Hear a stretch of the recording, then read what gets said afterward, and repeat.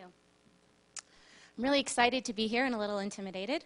I want to start in a spirit of transparency and openness and let you know that I do work for an advocacy organization. I think I'm the first one up here from that perspective. And just so y'all know, what we advocate for is to cut carbon pollution, is how we call it, and to help wildlife and people adapt. So it's not too controversial, I don't think.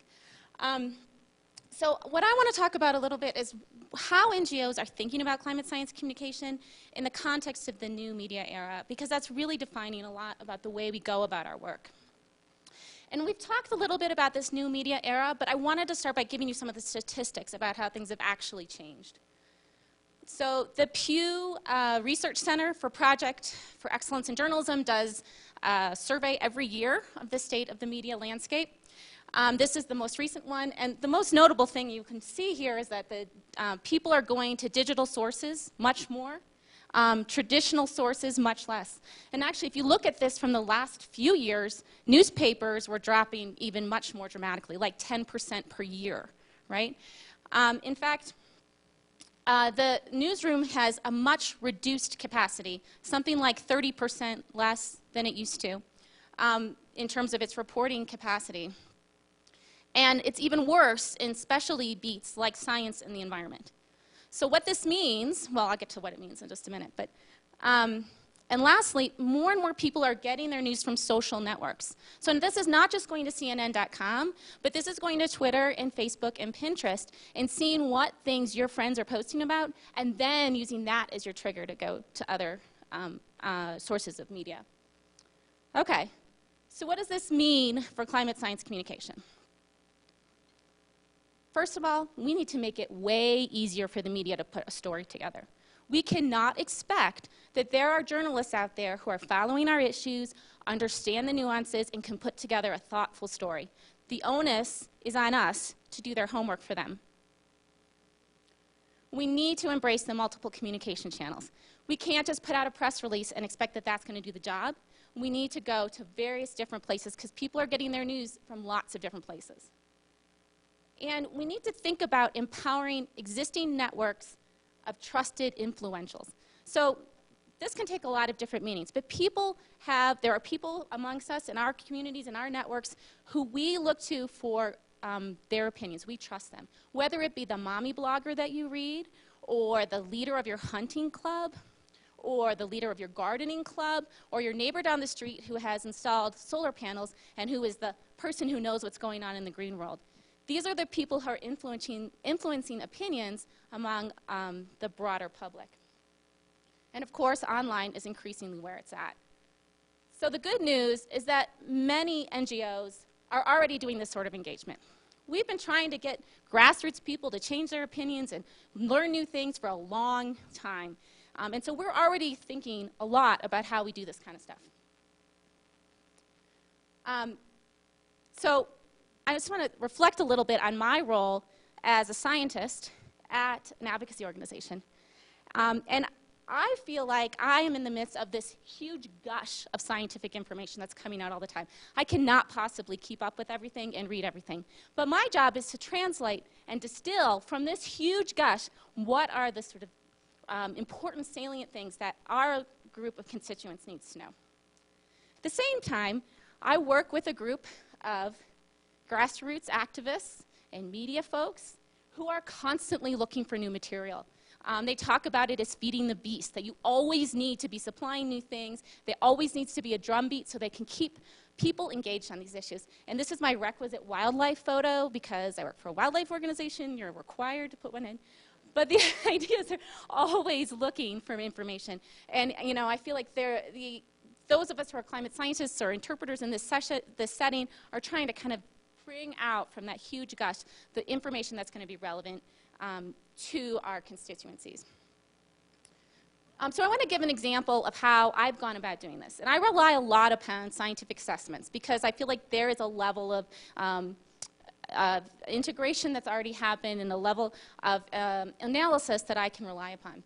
And so as some of you may know, many of you may know, the National Climate Assessment is underway. This is a government-mandated process by which they're going to we assess how climate is impacting our nation. And it's due to be released, the final draft, in March of this year, 2014. As a build-up to that process, more than 24 technical input reports were commissioned on each of the regions that are featured in the assessment, as well as all of these different sectors. So for each of these technical input reports, they were handled in different ways, but typically they brought together an authoring team of dozens of scientists. They had meetings, had people travel around the country to get together. They produced reports that were hundreds of pages in length, hundreds of hours of time, people, hundreds of thousands, millions of dollars went into these. And for the most part, none of these reports have been released publicly, or there's been pretty much no outreach around any of these.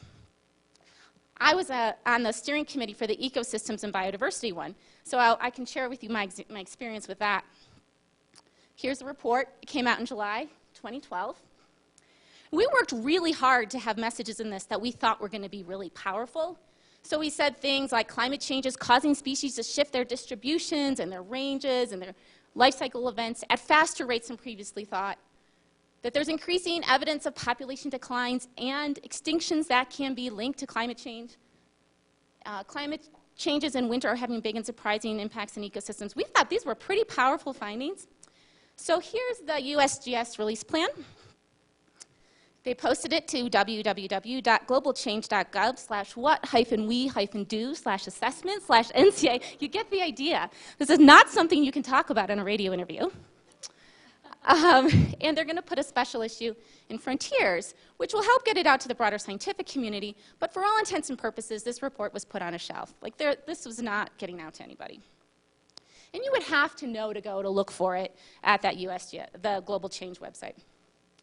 So fortunately, I was already in conversations with folks at Climate Nexus, which we'll hear more about later, and Island Press, which is another NGO, about how we can extend the reach of these reports. And so NWF and Climate Nexus decided to hold a national media telepresser as a release. Now this is kind of like the easiest, lowest hanging fruit kind of media thing you can do.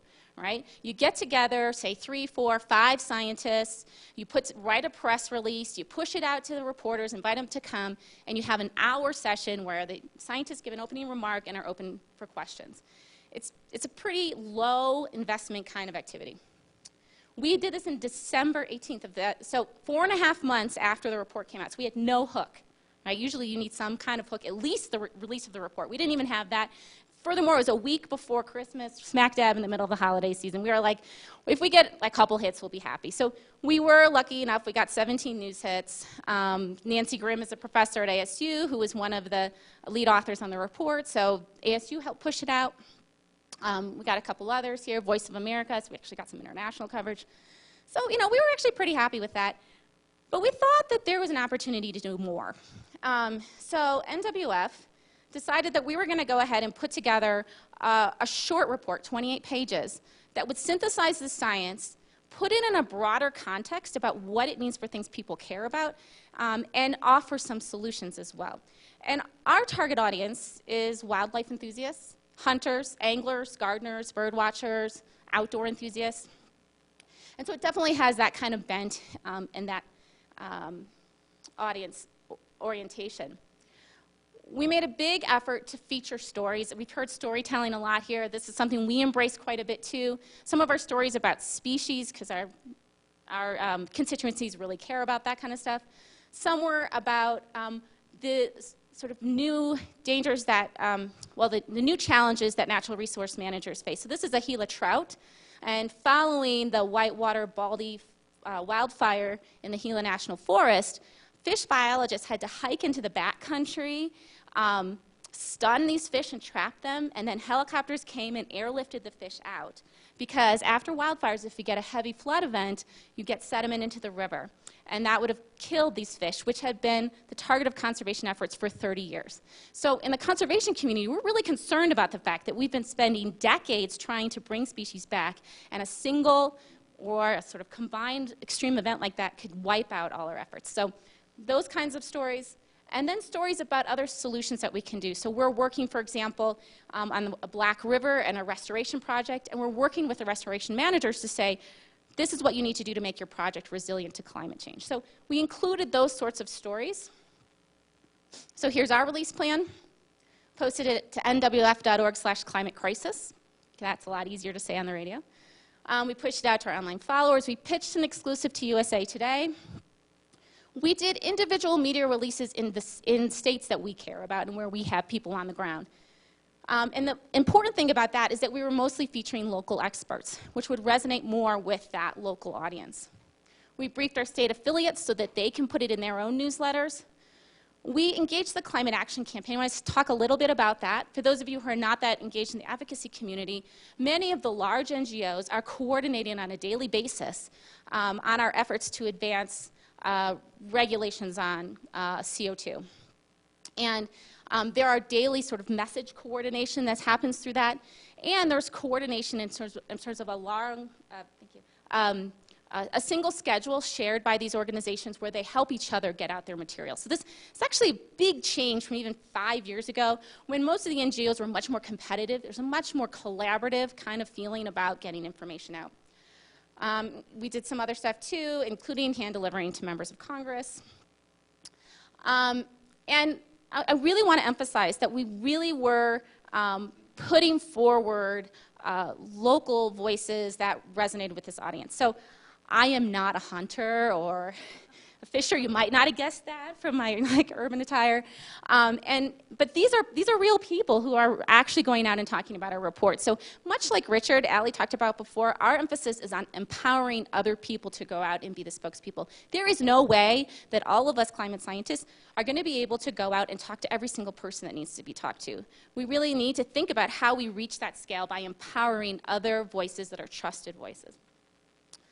So our results, we did manage to get the exclusive in USA Today. Doyle Rice wrote an article. And that and we got a total of 80 print and online. So this is just a sampling, 17 radio and TV. And I wanted to highlight as well, we were able to continue using this as a platform. So about a week after our report came out, there was a tweet from someone in Minnesota that the hunting season for moose had been indefinitely halted because the population of moose declined by 35% in 1 year. We just jumped all over that. We put a blog up right away. We sent that blog to Doyle Rice and said, hey, did you know about this? And he subsequently was in the process of putting together this bigger series about climate change. Has included the moose story as one of the pieces of that story. So again, we were ready because we had that broader context. We could help him make that link right away and work in the state of Minnesota as well. The thing I want to say about Minnesota is our organizers held a forum about this report, and staffers for Al Franken were at that meeting, and it was right before a vote on the tar sands, the Keystone XL, and he voted against Keystone XL. So again, there are these kind of opportunities that kind of happen if we have people on the ground and online in this multiple different routes of engagement. Okay, so this is just one example, obviously just one report of all of the NCA reports and just one NGO doing work. And so there's quite a lot going on. I want to end with 2 slides about the broader context. So this is the org chart, if you will, for the National Climate Assessment. It's pretty complicated, but the thing I want to draw your attention to is this box here. So the National Climate Assessment Network, or NCAnet. And this is a group of more than 60 NGO partners who have expressed an interest in the national climate assessment process and a commitment to engaging with the process as it goes forward. So these folks are already thinking about how they can replicate the kind of stuff we did with the wildlife report that I talked about, but for all the other sectors. And so, for example, the American Society for Civil Engineers, they're part of this. They have never done any outreach to their members about climate change, and because of their engagement in this, they're putting together a fact sheet and a report for their members. So, you know, there is this sort of increasing ability. This is really the first time that I know of that the federal government has sort of more formally engaged with the NGO community and helped to nurture some level of collaboration to advance climate communication. And I wanted to end with what I think is one of the silver linings from ClimateGate, and that it really galvanized the NGO engagement and coordination on climate science communication. So when ClimateGate happened, I was at AGU, and I met Melanie Fitzpatrick there, and Susan Hassel there, And we were all like, what are we doing about climate, this thing? Like, did you hear about it? And we tried to kind of get something going, but we were all kind of like, we didn't know what to do. I think we felt very nervous about, well, maybe we should just kind of let it go away. And following that, we began having much more regular conversations. And not just us, but the broader NGO community, climate, so here, I have to do my thing. We now have in place ways to do rapid response and to diffuse deniers. We have Climate Nexus. That's a brand new NGO completely focused on doing climate science communication and helping empower the climate science community. We have the NCAnet, the NCAnet, what I just mentioned. And there's a similar coordination that's getting underway for the IPCC process. And finally, I think we just have many more of these informal networks where the NGOs are collaborating more than competing. So I think there is some level of hope and progress that came out of the ClimateGate experience.